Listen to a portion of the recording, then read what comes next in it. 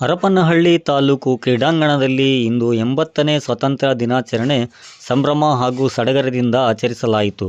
ಕಾರ್ಯಕ್ರಮದಲ್ಲಿ ಹರಪನಹಳ್ಳಿಯ ವಿಧಾನಸಭಾ ಕ್ಷೇತ್ರದ ಶಾಸಕಿ ಎಂಪಿ ಲತಾ ಮಲ್ಲಿಕಾರ್ಜುನ್ ಅವರು ಮುಖ್ಯ ಅತಿಥಿಗಳಾಗಿ ಭಾಗವಹಿಸಿದರು.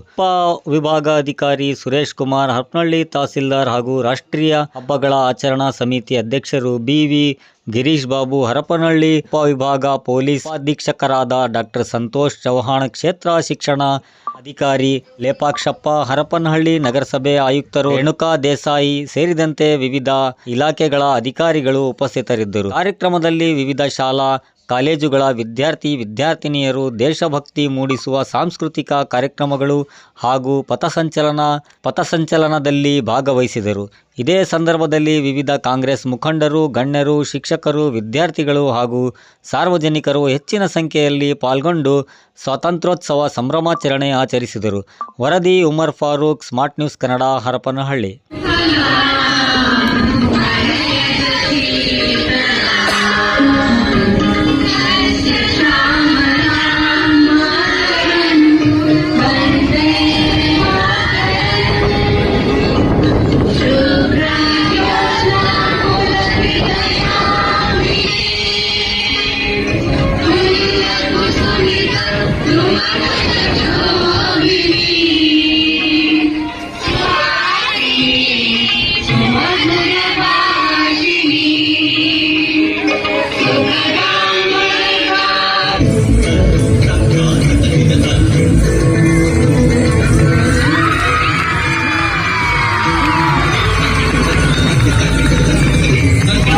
ವಂದನೆಗಳನ್ನ ಸಲ್ಲಿಸಬೇಕು ಅಂತ ಹೇಳಿ ಮನವಿ ಮಾಡ್ಕೊಳ್ತಾ ಹೇಳೋದಕ್ಕಿಂತ ಮುಂಚೆ ನಂದಾದ ಈ ಸಲ ಬೇರೆ ಅಭಿಪ್ರಾಯವನ್ನು ನಾನು ಯಾವಾಗಲೂ ನೋಟ್ ಮಾಡ್ಕೊಳ್ಳಲ್ಲ, ಓದ್ಬಿಟ್ಟು ಬಂದು ಏನು ಮಾಡ್ಕೊಂಡಿದ್ದೀನಿ.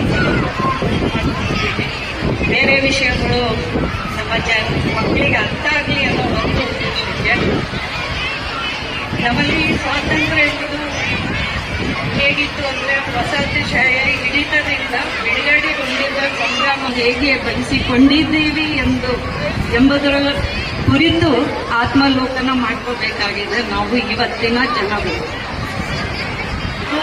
ಜನರ ನಡುವಣ ಭ್ರಾತೃತ್ವವನ್ನು ಅತ್ಯುತ್ತಮ ಮತ್ತು ಉನ್ನತವಾದ ಆದರ್ಶಗಳ ಮೇಲೆ ಸ್ಥಾಪಿತವಾಗಿದೆ.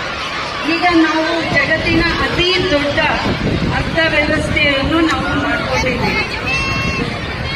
ಸ್ವಾತಂತ್ರ್ಯ ಎಂದರೆ ಕೇವಲ ಬಂಧನಗಳಿಂದ ಮುಕ್ತಿ ಅಲ್ಲ, ಸ್ವಾತಂತ್ರ್ಯ ಎಂದರೆ ಜವಾಬ್ದಾರಿಯುತವಾಗಿ ಬದುಕುವ ಅವಕಾಶ. ಭಾರತದ ಸ್ವಾತಂತ್ರ್ಯ ನಮಗೆ ಹಕ್ಕುಗಳ ಜೊತೆಗೆ ಕರ್ತವ್ಯಗಳನ್ನು ನೀಡಿದೆ. ನಮ್ಮ ದೇಶದ ಹಲವು ಭಾಷೆಗಳು, ಸಂಸ್ಕೃತಿ, ಧರ್ಮ ಮತ್ತು ಸಂಪ್ರದಾಯಗಳ ಸಂಗಮವಾಗಿದೆ.